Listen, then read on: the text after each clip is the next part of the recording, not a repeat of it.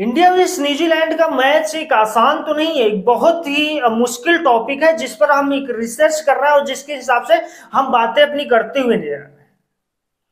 प्रावधान कुछ कंप्लीट है और टफ भी है, मुश्किल भी है। हर एक चीज पर अगर नजर डालते हैं ना तो हमारे सामने यही निकल के आता है। जिस हिसाब से न्यूजीलैंड की टीम है उस हिसाब से अगर वो ट्रायल्स कर रही है, अपने आप को दिखाने की कोशिश कर रही है तो अलग चीज है।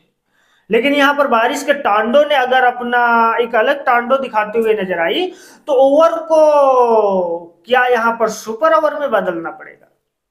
सुपर ओवर का तो चेंजेस वहां पर होता है जहां पर मैच मान लो पूरी खेल ली गई और उसके बाद ड्रा हो गई, तो उसके बाद सुपर ओवर का एक प्रावधान निकलता है जो कि सुपर ओवर करा करके मैच को पूरी तरह से एक तरफ मोड़ा जाता है। ये सुपर ओवर का एक प्रावधान होता है।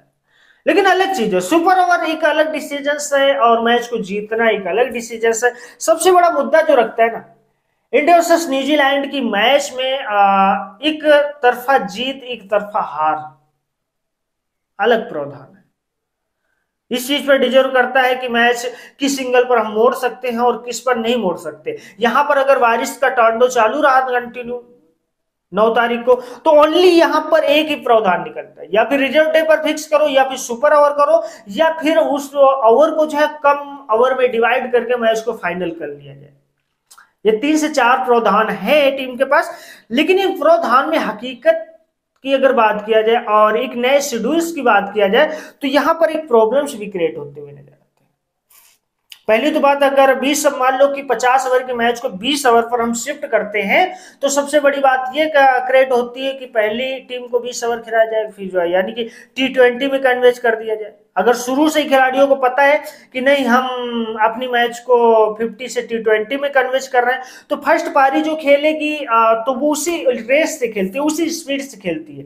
ये चीज काफी मायने रखता है कि मान लो एक पारी खेल हुई और 10 से 15 ओवर खेल चुकी और उसकी बात करो नहीं नहीं नहीं आपको खेलना है अभी इस मैच को T20 भी फिक्स करते हैं, तो फर्स्ट पारी जो है उसको एक सोचने को मौका भी नहीं मिलता और एक अलग चीज सोचती यार क्या हो गया। हमारे सामने एक अलग चीज होती है ना, हमने फिर उसी हिसाब से अपनी स्पीड को इंक्रीज करते हैं और उसी हिसाब से बनाते हैं। तो यहाँ पर ये जो प्रावधान होगा ये शुरू से ही बता दिया जाएगा, आपको T20 की तरह खिलाया जाएगा या फिर ODI की तरह ही खिलाया जाएगा, अलग चीज है। पहला ये विकल्प रहेगा। दूसरा विकल्प ये रहेगा कि आपको अगर वहां पर कुछ अलग देखा जाता है तो 10 ओवर की भी मैच करा करके सुपर ओवर करा करके मैच को फाइनल किया जा सकता है, अगर 10 ओवर में सही रिजल्ट्स नहीं आते हैं तो। अगर उसके बाद भी कोई विकल्प नहीं कोई कंप्लीट निकल पाता है तो यहां पर मैच रिजर्व डे 10 तारीख पर फिक्स होने के पूरे प्रावधान हैं।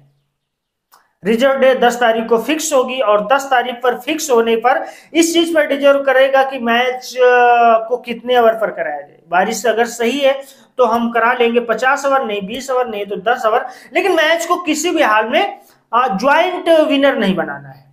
कुल मिला के यही का प्रावधान है, यही कहने का मतलब है ज्वाइंट विनर बिल्कुल लास्ट स्टेट होगा।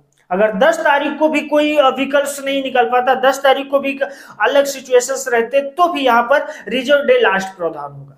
देखते फिलहाल इंडिया वर्सेस न्यूजीलैंड के इस मैच को क्या हमारे सामने बेहतरीन विकल्प होते नजर आते हैं।